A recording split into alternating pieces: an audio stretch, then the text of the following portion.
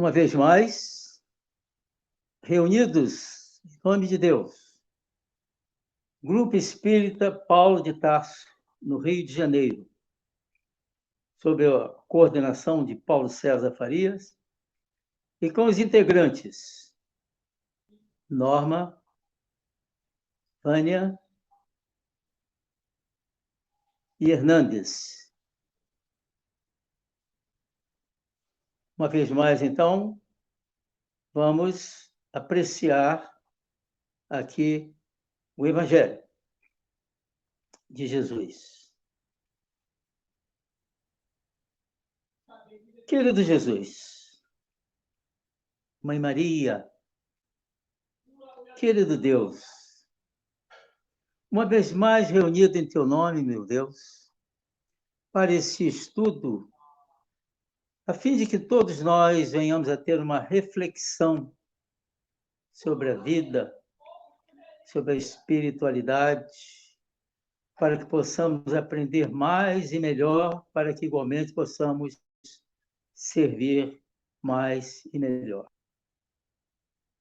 Esperamos ser bem-sucedidos no trabalho. Pedimos suas bênçãos, meu Pai, e que esse trabalho possa alcançar, atingir consciências, levando-as à reflexão e ao aproveitamento desse horário que todos dedicamos a esse trabalho.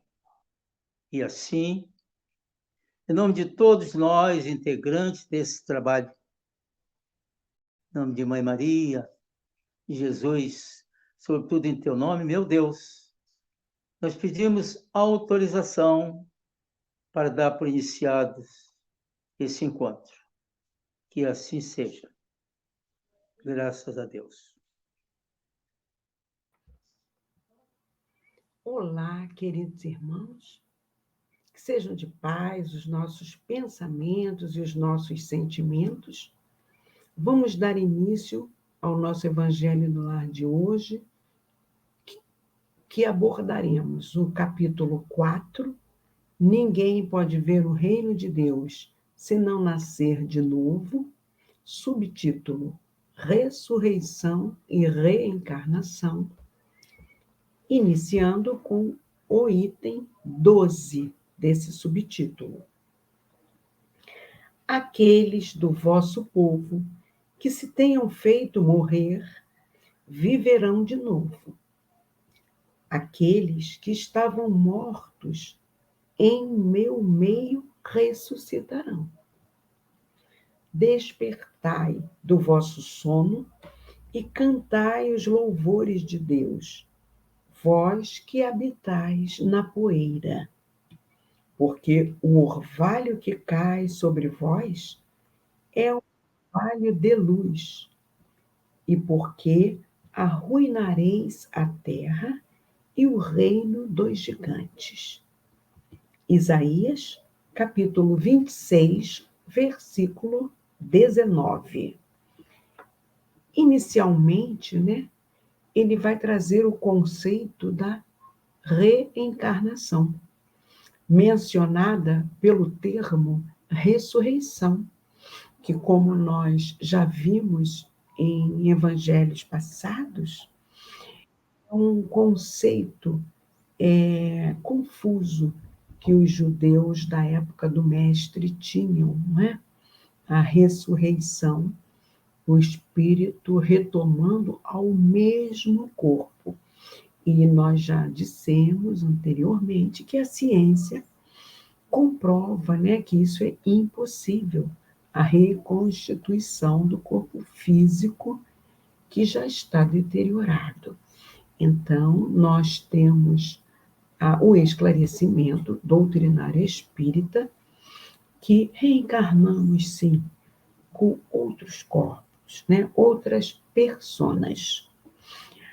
E nós vamos entender, então, que várias escolas religiosas, inicialmente a judaica, defendem, talvez, determinados interesses de sacerdócio, interesses temporais, ou seja, da matéria, e espirituais.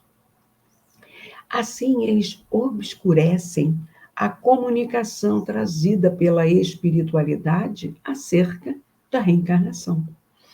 Asseguram que o Evangelho não apresenta bases ao movimento de intercâmbio entre os homens e os espíritos desencarnados, que os precederam na jornada mais do além.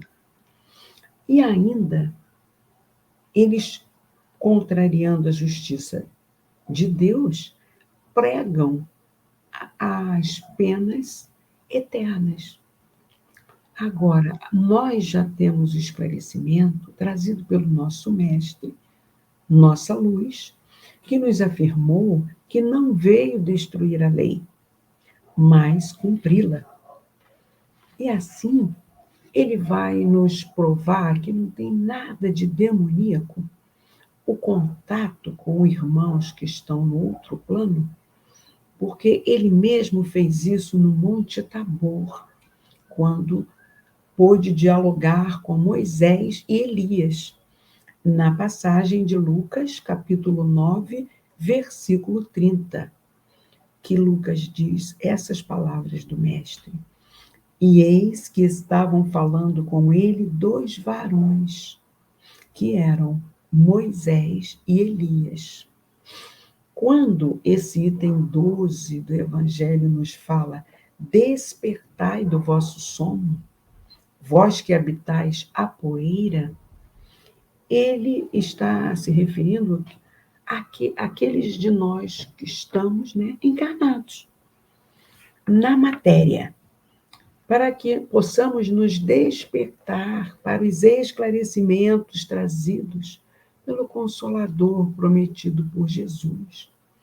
Esses esclarecimentos são orvalho de luz, é a luz da vida, como o sol refulgente é a luz da natureza. Então, hoje, nós podemos entender essa interpretação dita por Isaías, lá no Antigo Testamento, à luz desses esclarecimentos doutrinários que nos chegaram depois, A reencarnação, afirmada pelas vozes do além-túmulo, é a única forma racional porque se pode admitir a reparação das faltas cometidas e a evolução gradual dos seres. Sem ela, não se vê sanção moral satisfatória e completa. Não se cumpriria a justiça do Pai, que é amoroso e bom, que cria seus filhos para evoluírem, para serem deuses. Jesus nos alertou quanto a isso quando nos disse: vós sois deuses. Deuses com letra minúscula, co-criadores do Pai Maior. O nosso Deus com letra maiúscula. Vamos avançar para o item 13 deste capítulo. Esta passagem de Isaías também é bem explícita. Aqueles do vosso povo que se tenha feito morrer, viverão de novo. Se o profeta pretendesse falar da vida espiritual, se quisesse dizer que aqueles que se tenham feito morrer não estavam mortos em espírito, ele teria dito: vivem ainda, e não viverão de novo.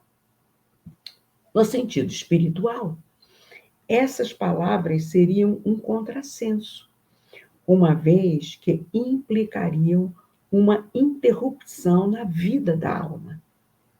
No sentido de regeneração moral, elas seriam a negação das penas eternas, uma vez que estabelecem, em princípio, que todos aqueles que estão mortos reviverão. Então, o verbo no tempo futuro, né, quando ele se referiu, os mortos viverão de novo, nos remete ao entendimento que não há interrupção da existência do espírito imortal. O que ocorre é a alternância. Assim, ora estamos desencarnados, que a doutrina espírita diz que estamos na erraticidade, ora estamos encarnados na matéria. E aí somos designados almas. Então o espírito, ele não retrograda. Ele pode até estacionar quando resiste em fazer seu burilamento, não é? Corrigir suas imperfeições. E assim, quando ele procede, ele aumenta o tempo que vai percorrer para alcançar, atingir a regeneração moral. Daí a afirmativa deste item 13, que no sentido da regeneração moral, há a negação das penas eternas, que ninguém fica o tempo todo queimando no fogo do inferno ou nas regiões umbralinas. O Pai é misericordioso e nos permite reencarnações sucessivas para que possamos ir fazendo esse burilamento gradual. Portanto, a doutrina da reencarnação, isto é, a que consiste em admitir para o espírito muitas existências sucessivas, porque nós erramos à vista, mas pela bondade o Pai nos permite pagar, regenerar, melhor dizendo, em suaves prestações. Essa é a única que corresponde à ideia que formamos da justiça de Deus para com os homens que se acham em condições moral inferior.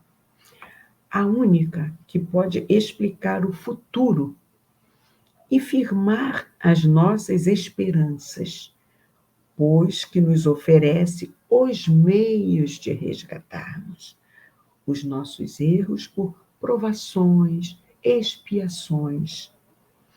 A razão nos faz ter certeza disso.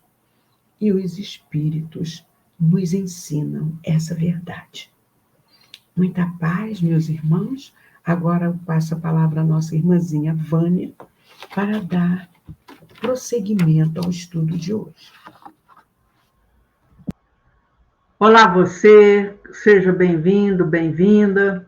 Nessa sequência do nosso estudo, você pode estar pensando, mas está um pouco difícil, um pouco complicado.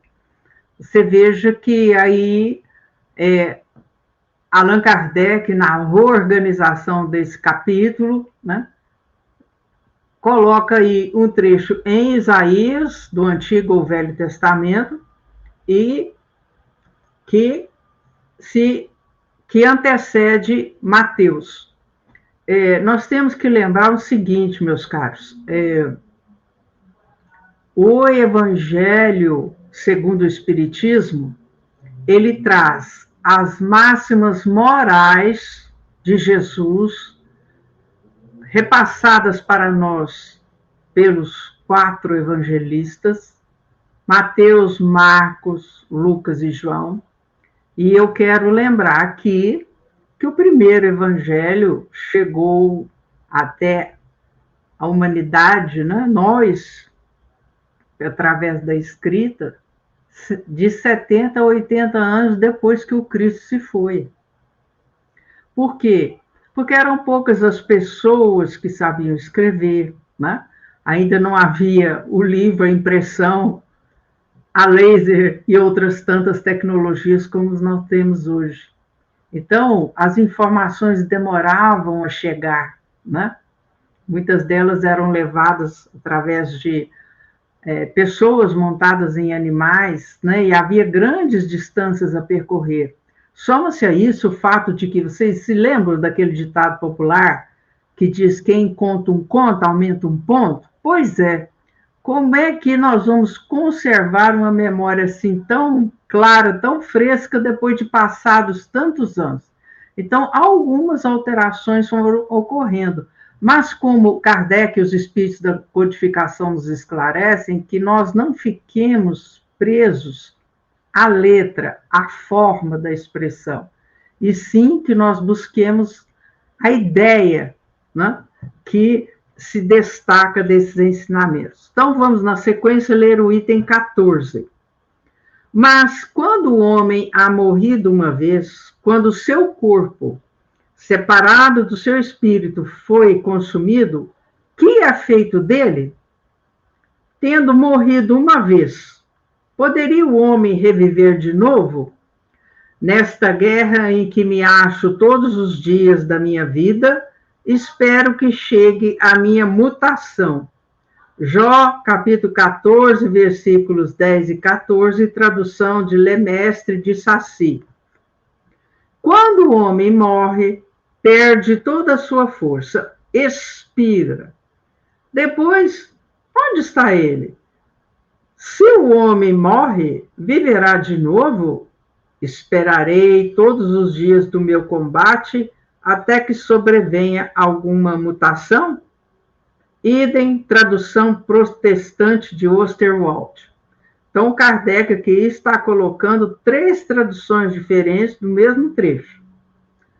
Quando o homem está morto, vive sempre. Acabando os dias de minha existência terrestre, esperarei, porque a ela voltarei de novo. Idem, versão da Igreja Grega. Então, olhem, há os diferentes pontos de vista de 3 religiões acerca desse trecho de Isaías e depois de Jó. Então, vamos começar a raciocinar, vamos devagar. Se o homem que morreu uma vez, o corpo dele se consumiu, se dissolveu, ele parou de respirar, acabou ali a atividade orgânica. Pergunta, o que é feito dele? Morreu, acabou, o bichinho comer, pronto, fim de papo. E aí, nessa tradução, ele pergunta, tendo morrido uma vez, poderia o homem reviver de novo? Então, agora analisemos sob a ótica daquela época, que era muito difícil as pessoas entenderem, porque elas tinham pouquíssimo conhecimento. Vamos lembrar aqui que nós já comentamos aquele episódio de Lázaro, né? Então, a informação que nos chega é que Jesus ressuscitou Lázaro. Vocês acham que Jesus iria contrariar a ciência, mesmo que a ciência depois comprovasse ser impossível voltar à vida física, orgânica, um corpo que já expirou, já acabou, já encerrou o funcionamento dos seus órgãos e tudo mais? Então, para a época de Jesus, porque Lázaro efetivamente não tinha morrido de fato. O que aconteceu com Lázaro foi o fenômeno da catalepsia, que é o quê? A pessoa fica com todo o aspecto de quem já teve morte física, morte orgânica, respiração praticamente inexistente, a cor da pele já vem aquele empalidecimento, fica pálido, as extremidades das mãos e dos pés ficam geladas, algumas partes começam a roxear, não tem movimento nenhum, né? Esse fenômeno de catalepsia, Kardec e os espíritos nos colocaram, explicaram muito bem, lá no capítulo 8º do Livro dos Espíritos, né? que se intitula Da Emancipação da Alma. Está lá, catalepsia. Né? Mas voltando aqui.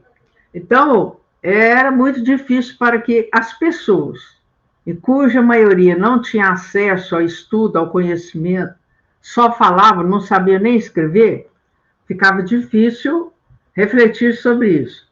Na tradução protestante, olha que interessante, quando o homem morre, perde toda a sua força, isto é, deixa de haver nele aquilo que nós chamamos de fluido vital, aquela energia da vida que traz o movimento, que traz o funcionamento de todos os órgãos.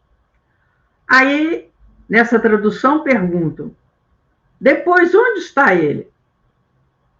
Não se sabia se o homem viveria de novo e qual seria, ou se haveria até um destino depois da morte. Então vejam que o trabalho de Moisés foi um trabalho realmente de iniciante, no sentido de que, primeiro, falar para as pessoas sobre a existência de Deus. E depois, falar sobre a imortalidade da alma.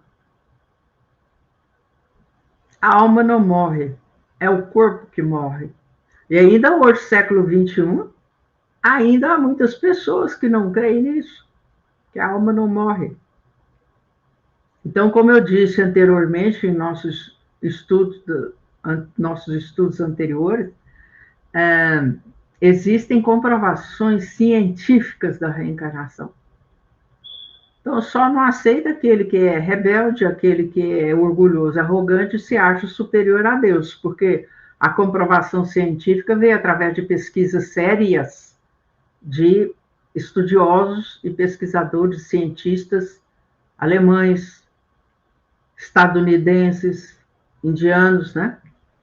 Vamos lá, a última interpretação da igreja grega, que é extremamente interessante, porque vai se aproximando do que diz a doutrina. Quando o homem está morto, vive sempre. Então, nesse aparente contrassenso, quer dizer, uma coisa que vai contra o senso, o sentido comum, como é que um homem que está morto vive sempre? Então, aí nós já podemos lembrar, né, que a doutrina espírita nos esclarece inicialmente acerca da nossa composição. Corpo físico, perispírito e espírito.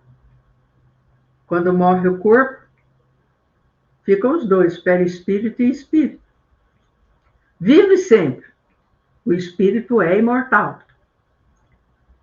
Acabando os dias da minha existência terrestre, esperarei, porque a ela voltarei de novo. Então, olha, nessa versão da igreja grega, da igreja ortodoxa, o corpo morre, mas você sabe que você vai voltar algum dia, outra vez. Não no mesmo corpo, claro. Você vai voltar espírito, você vai voltar essência. Então, isso é algo extraordinário. Aí você pensa assim, Ivânia, mas por quê? Pense comigo. Você acha que Deus nos criaria e que nós levamos 1 bilhão e 500 milhões de anos para chegar a essa forma, a ter essa nossa constituição, assim, os nossos órgãos, o nosso cérebro, 2 olhos, 2 ouvidos, 2 pulmões, 2 rins, 2 pernas, 2 braços, e nós, mulheres, 2 ovários. Para que isso? Está subestimando a inteligência divina?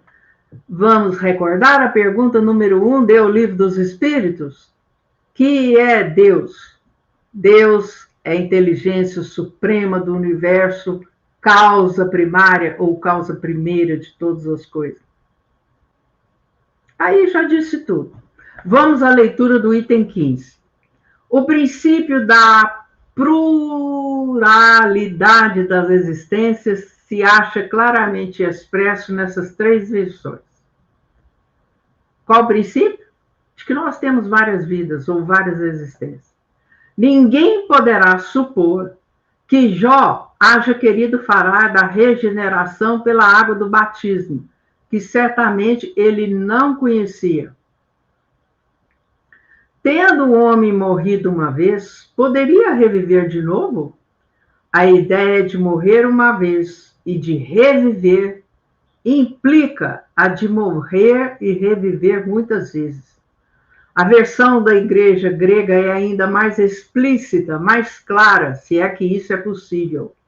Acabando os dias da minha existência terrestre, esperarei, porque a ela voltarei de novo, isto é, voltarei à existência terrena.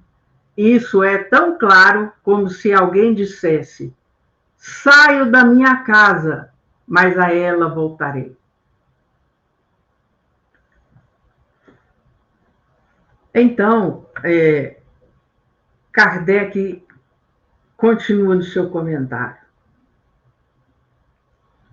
Nesta guerra em que me encontro todos os dias de minha vida, espero que chegue a minha mutação. Kardec citando Jó. Jó, evidentemente, pretendeu referir-se à luta que sustentava contra as misérias da vida. Espera sua mutação, isto é, resigna-se. Mutação, que é transformação, no sentido que nós já dissemos anteriormente, da transformação moral, principalmente. Na versão grega, esperarei parece aplicar-se, de preferência, a uma nova existência. Aquilo que Norminha comentou, o verbo no futuro, esperarei. Quando a minha existência estiver acabada, esperarei, porque a ela voltarei. Jó parece colocar-se após a morte, no intervalo que separa uma existência de outra, e diz que lá aguardará o momento de voltar. Então, nesses itens que nós lemos, nós vemos que todos nós partiremos e voltaremos muitas vezes. Aqui, por enquanto, não se disse, não se aprofundou no processo. Se você perguntar para mim, Vânia, quantas vezes eu voltarei? Você e eu voltaremos quantas vezes forem necessárias até que nós consigamos evoluir intelectualmente, da inteligência, moralmente e espiritualmente. E quando isso se dará, meus amigos, quando nós chegarmos à condição de espíritos puros. Aí alguém muito bravo aí está dizendo, Vânia, mas eu não quero voltar aqui, não. Esse mundo aqui é muito ruim. Cuidado. A volta é da lei de Deus. Não é castigo se nós nos resignamos, se nós aprendemos que é nessa volta, é nesse recomeço que nós temos outras oportunidades de fazermos melhor, que nós temos outras oportunidades de aprendizado. Está aí um motivo especial para nós continuarmos fazendo evangelho no lar, porque dentro do lar, esse laboratório de almas, família, é que nós nos encontramos com aqueles aos quais prejudicamos, com aqueles com os quais nós temos pendências para resolver. Então, se nós quisermos desfrutar da paz, da felicidade, da alegria, livres de dor, de sofrimento, de miséria, de frio, de fome, de guerras, de doença, de tudo, nós temos que dar um jeito em nós. Porque tudo isso acontece por conta das nossas escolhas equivocadas, dos nossos excessos, dos nossos vícios. e daí para fora. Então, nesse trecho da versão grega, olha aí que maravilha. Eles já tinham a certeza do quê?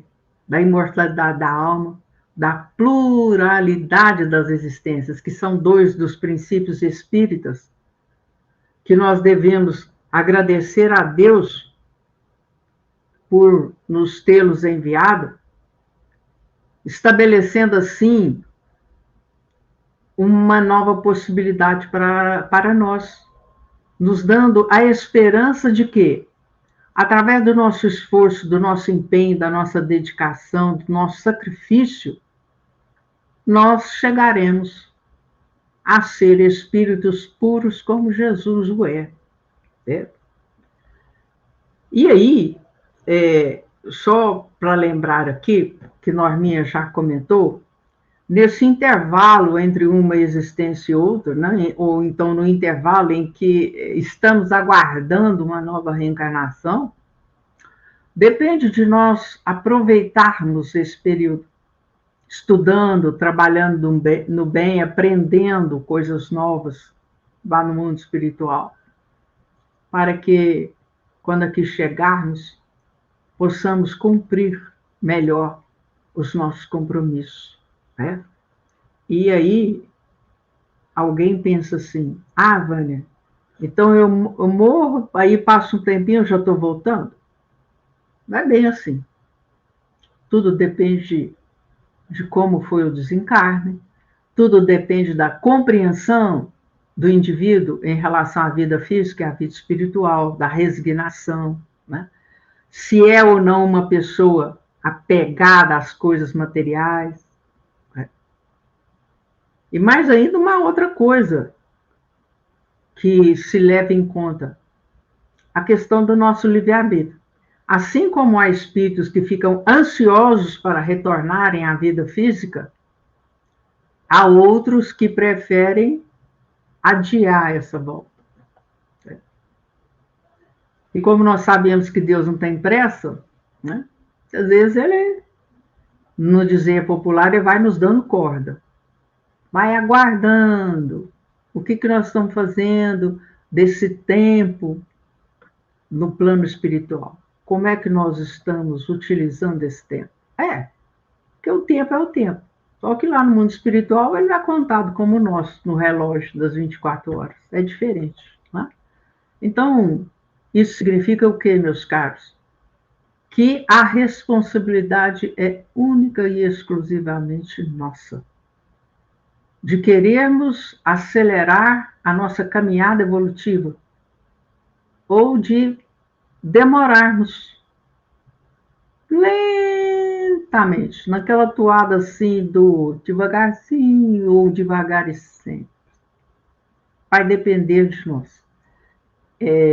Como o progresso é uma lei divina, que nós saibamos aproveitar todas essas oportunidades para avançarmos na senda evolutiva, porque muitas vezes as oportunidades que desperdiçamos, elas vão nos custar caro. E antes de passar a palavra para o nosso querido senhor Hernandes, que vai pedir a magnetização da água e fazer a prece final, eu vou convidar a nossa querida Norminha para fazer a leitura da lição número 40 do livro Vivendo o Evangelho, volume 1, pelo Espírito André Luiz, na psicografia de Antônio Baduy Filho, intitulada É Arrogância, que é baseada nos itens 12 a 15 do capítulo 4, que é o capítulo que estamos estudando. Vamos ver o que o André Luiz nos sugere, nos aconselha, para que nós aproveitemos melhor essas oportunidades de hoje. Vamos lá, Norminha? Perfeito, Vânia. É arrogância. Enganadores e mentirosos. espertos e levianos.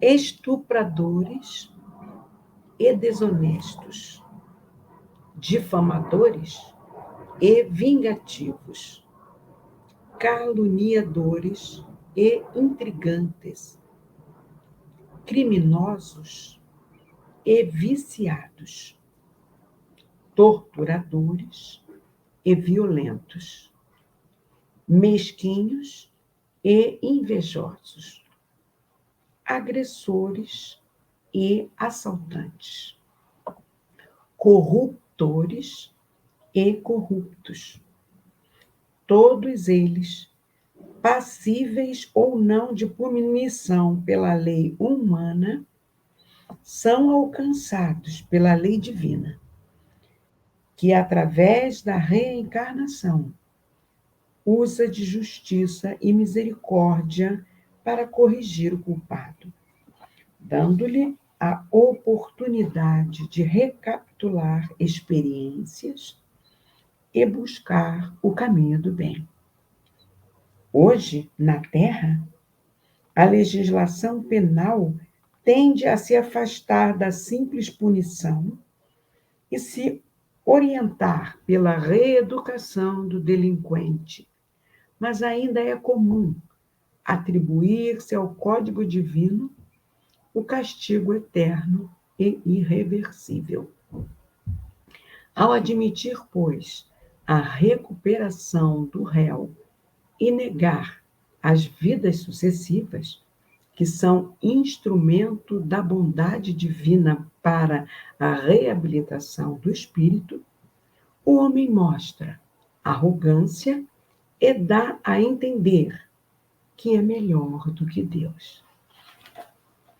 E a gente sabe, não é, meus irmãos, que a maior perfeição provém do nosso Pai. Muita paz a todos nós. Agora vamos passar para o nosso irmão Hernandes para a fluidificação da água. Por coincidência, hoje foi meu culto do Evangelho da minha casa, aqui de manhã, toda sexta-feira pela manhã. Então, eu tenho aqui os recipientes de água que foram fluidificadas. Por que dois? Um é o convencional, é água fluidificada para a família. E outro para pessoas com necessidades especiais que a gente coloca, cita, pedindo essa ajuda. Nós podemos ou não fazer imposição de mãos. Mãos não pensam, mas as mãos são mensageiras da energia que nós queremos endereçar. É essencial que nossos corações sejam ligados aqui, nossa mente ligada. Estamos inteiramente prontos, aptos a esse trabalho. Estamos só pensando nisso nesse instante. Então, vamos lá. Aos queridos guias espirituais, aos guias de saúde, pedimos a ajuda. Eu uso muito aqui a pedido ao doutor Bezerra de Menezes, também com a sua equipe. Ele não vem, não precisa vir, ele manda o pensamento dele. Que nesse instante pedimos que essas águas sejam fluidificadas, isto é, energizadas, e que sirvam de remédios, de medicamentos, com fluidos medicamentosos, a todos aqueles que delas fizerem uso, que sejam beneficiados. Que assim seja. Portanto, quem magnetiza a água é a espiritualidade, e nós aqui damos uma mãozinha também. Portanto, estas águas não são as mesmas que chegaram no sentido da energia. Elas são aquelas águas acrescentadas de uma energia do fluido, que tem o fluido cósmico universal, que agora o fluido humano, o fluido da prece também atuou aqui, e esta água se transformaram em remédios úteis à cura, à melhoria da nossa situação de saúde. Assim posto, vamos à prece final. A prece final é uma prece de agradecimento a tudo que fizemos aqui. E vamos então a ela. Queridos guias espirituais, Mãe Maria, querido Jesus, querido Deus, é um momento de alegria onde vários de seus filhos reunidos atuaram em busca de Ti, meu Pai. Então, estamos encerrando esse trabalho com muita alegria, sentimos-nos realizados, repletos de energia, de ânimo, um ânimo novo, e que tenhamos a capacidade de harmonizar nossas casas, nossos lares, que todos esses lares sejam devidamente atendidos com a presença espiritual de todos que dela participamos.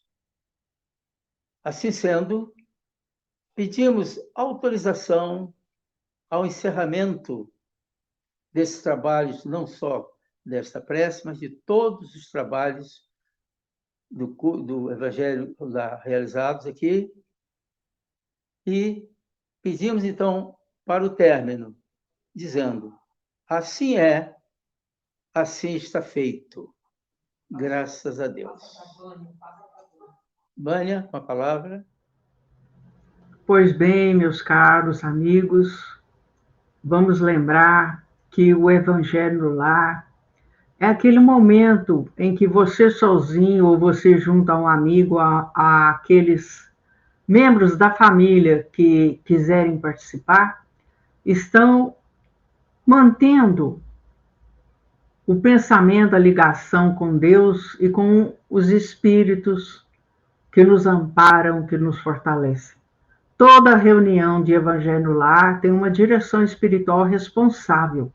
Daí nós lembrarmos a você a importância de estabelecer um dia e horário definido para que eles possam estar presentes. Porque, além da nossa presença de encarnados, os amigos espirituais podem trazer aqueles espíritos necessitados como nós do estudo do Evangelho, do comentário sobre os ensinos de Jesus.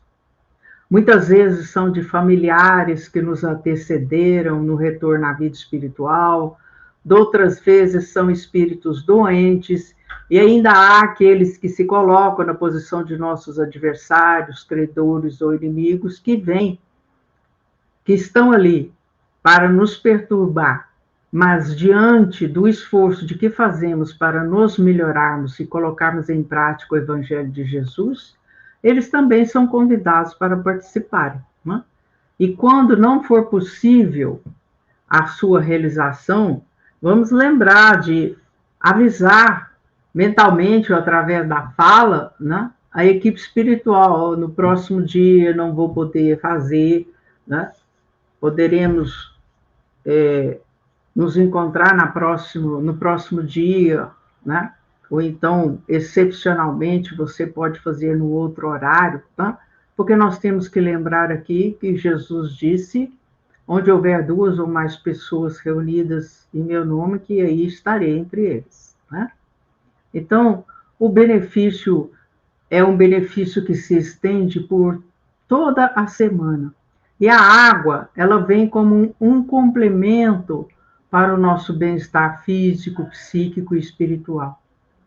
E convidamos você para acessar no YouTube o Grupo Espírita Paulo de Tarso do Rio de Janeiro, e além de você ouvir o Evangelho no Lar, você poderá participar de palestras e do estudo do Livro dos Espíritos aos sábados.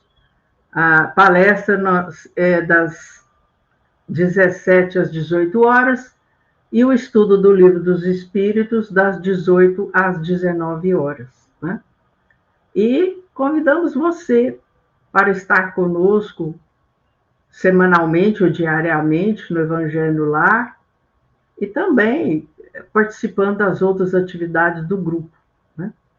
E antes de encerrar, eu gostaria de agradecer a todos os companheiros que se somam a nós para a realização desse trabalho, e principalmente todos nós nesse instante possamos unir os nossos pensamentos, pedindo a Deus e a Jesus em favor da saúde do nosso querido companheiro Paulo César de Faria, coordenador deste grupo, que ele possa ser amparado e fortalecido em suas necessidades físicas, emocionais e espirituais, que os médicos espirituais, que a equipe, Dr. Bezerra de Menezes, o envolvam em fluidos salutares, a fim de que o nosso companheiro possa retornar às suas atividades normais. E assim, queridos amigos, com um coração agradecido, desejamos a todos muita paz, muita luz, mais fé e esperança. Um grande abraço e até o nosso próximo encontro. Que assim seja.